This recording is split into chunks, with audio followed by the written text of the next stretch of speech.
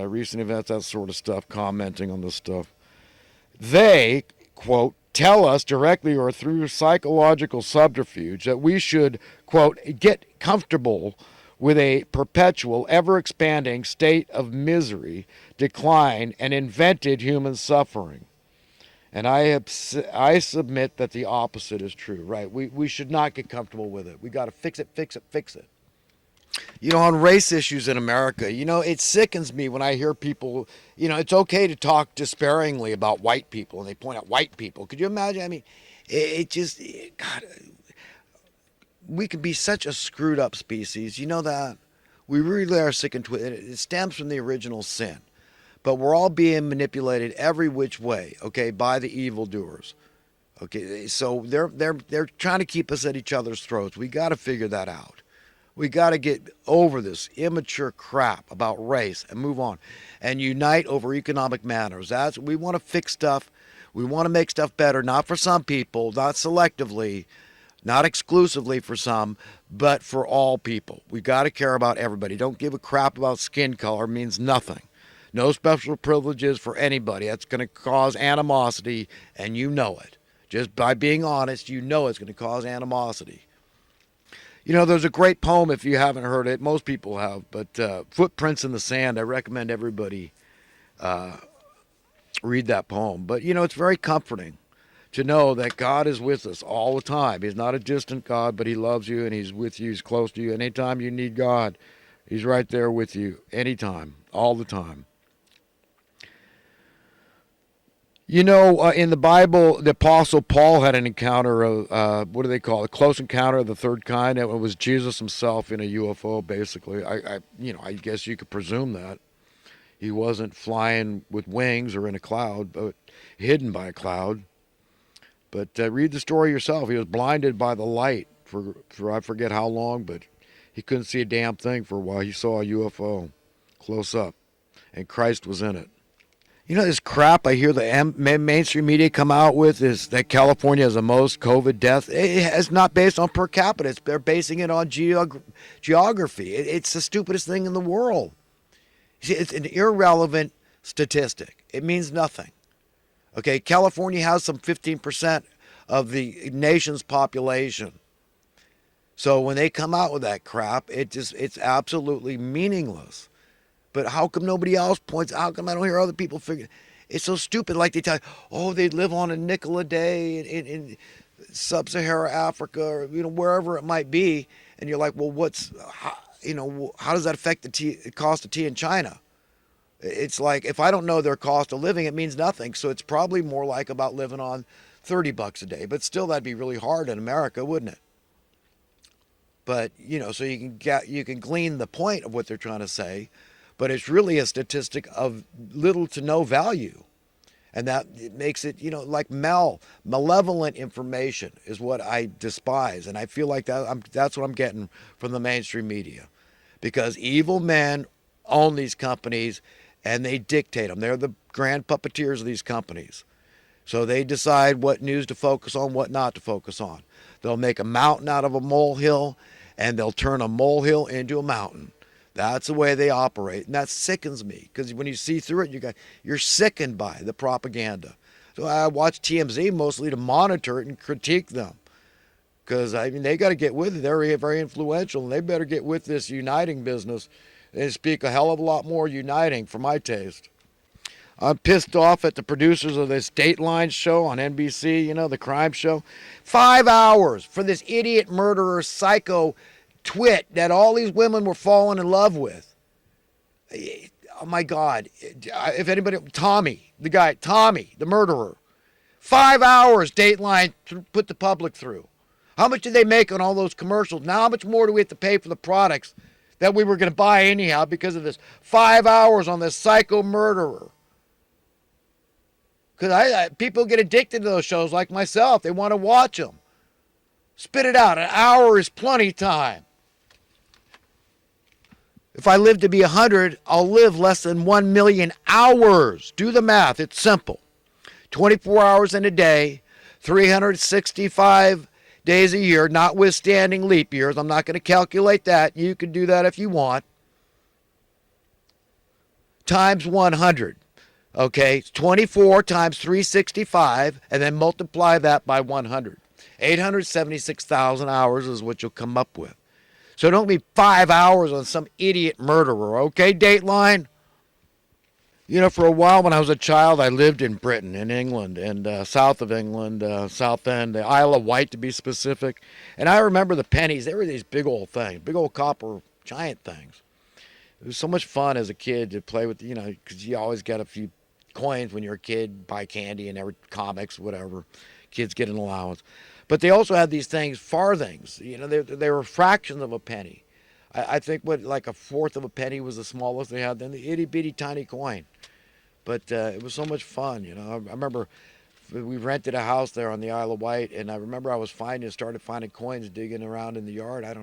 They didn't amount to a lot, but you know, you might find a shilling. But it was just kind of fun for a kid. That money, I mean, but you know, they did have sound money for a while. That they had a long-lasting fiat currency there because it was based on the pound sterling, I believe. So a pound meant a pound of silver, basically, not 99.99 silver, but you get the point. It was backed, and that's why it was sound for a long time till they went off it. Just like all these other scams, it's a scam. It's a way to steal from the people. That's all it is. Okay, they don't want it back. They don't want accountability. They don't want checks and balances. They don't want oversight. They want to keep ripping you off and stealing your wealth. Okay, that's who the evildoers are, the money printing class, and they're just mean MFs, and they got to go. You know, I don't need to Google. You know, what are the effects of our ever growing national debt? Question mark. No, you know, to know with absolute certainty the effects suck. They're pernicious, they're dire, they're dismal, they're nightmarish, they're repulsive, they're repugnant, they're repellent, they're horrendous, they're vile, they're misery-inducing and loathsome. And that's just a few of the pejorative adjectives one could rightly use to describe the effects of an ever-expanding, through-the-roof national debt, you know? Yeah, TMZ Live, Charles and you know Harvey thinks everything is funny. That guy laughs at stuff. It looks like something's wrong, deranged. I'm not sure, but he's like, he thinks funny. Probably because he heard laughter is the best medicine, so he's trying to stay healthy and laugh a lot. Or you know, it's good for the show that people want to watch it because you know, laughter is contagious and infectious, and he just laughs a lot because it's good for business. He's got that little persona going on, but you know, these guys they thought it was funny that this guy who was it, the boss, Bruce Springsteen, was interviewing Obama, and Obama told him a story about some guy called him an offensive word once, and Obama punched the guy in the nose and broke his nose, and they thought that was fantastic. So these guys are promulgating violence. They're approving it by default position. They thought that was cool, that Obama was violent. I mean, words of sticks and stones will break my bones, but words can never hurt me. But that's okay for the president? I mean, that's felonious assault. But I guess he was never charged. I don't know what the story is, but that's what Obama said in the interview. That's his story, that he's this tough guy, that because this clown called him a name, this idiot called him a name, a pejorative term, they didn't even say what it was. It wasn't the N-word, some word I'd never even heard of. I don't know. They didn't say. A four-letter word from the South that Charles said, you'd only know it from the South. But he's from Jamaica. I mean, what does he know? But maybe he's been in the States for a while. Maybe he lived in the South. I don't know. I lived in the South in Florida, but I didn't see a lot of racism there. But, you know, I'm not a black man. So, I mean, I say I need to see through their eyes. I have empathy for everybody. And I really do care about everybody equally. I really do. And, you know, people need to be built up. Black people need to be built up. Latino people need to be built up. Asian people need to be built up. We all need to be built up as one family. And we're trying to please God. Okay, exalt each other. We should have low egos but high self-esteem. And that's where we'll find happiness, is living as one big fat family of different colored people with different characteristics. I mean, big deal. So what? That's fantastic. Yeah, but I was surprised to see these guys encourage violence on the show by, thinking that was so cool that Obama punched that guy and broke his nose. Well, friends, that's about all the recent current events and other talking points I wanted to get into. I like to comment on this stuff, but listen, I want to make sure that I am growing into be a nicer and nicer human being and caring more and more about my fellow human beings because I'm trying to gain wisdom. I'm trying to see things through God's point of view, which we can do. We've all heard the term, you take a bird's eye view, but take a God's eye view of the situation. Okay, and think of God, at least when it comes to thinking of God, think of God as your ideal set of parents that I am absolutely positive I have the best set of parents that the universe could ever grant anybody. Okay, they're my parents. Then it's up to you. And just being honest, and a little kid can contemplate this thought, this idea, and say, okay, what would a really perfect set of parents behave like, speak like, think like? And let me emulate them. So if I'm just being honest and I write a list of all the good qualities, characteristics, and attributes I can think of, okay, it's a lengthy list. And understand the source. Who gave you a brain that you're able to understand and think, have cognitive abilities? Our owner, our parents. That's the Creator God Almighty. And we're being created in God's image and likeness. I don't know a faith in existence that doesn't consider this relative. That this is literally, we are His crowning glory as human beings. Of course, I always believe the woman is the ultimate crowning glory because the man was apparently, from the story I believe, created first and then the woman came after when God saw that it was not good for the man to be alone. And I'll stand by that men that are single, it's not just that they're not right, they can't be right because they've got a huge hole in their life. Okay, they're not whole. They're not complete.